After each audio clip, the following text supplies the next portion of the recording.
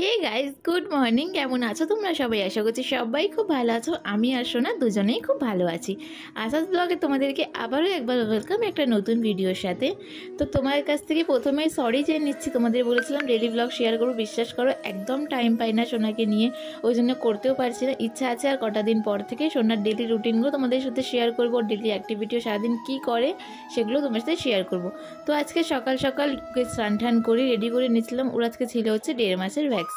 তো এটা আমার প্রায় 10 দিন আগের ভিডিও। আমাদের ভ্যাকসিনটা ছিল হচ্ছে ওর 19 তারিখে, আজকে হচ্ছে 29 তারিখ।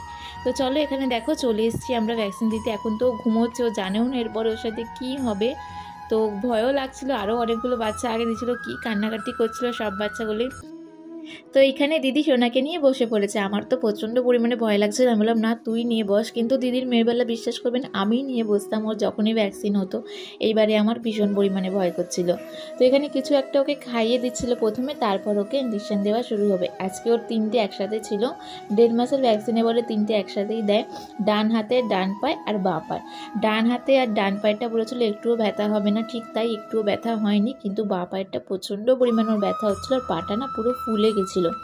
তো থার্মোফর্ম জেল যেটা আছে সেটাই আমি দিচ্ছিলাম, ওখান থেকে দিতে বারণ করেছিল, কিন্তু তাও আমরা বাড়ি এসে বারবার ধরে ওটাই দিচ্ছিলাম।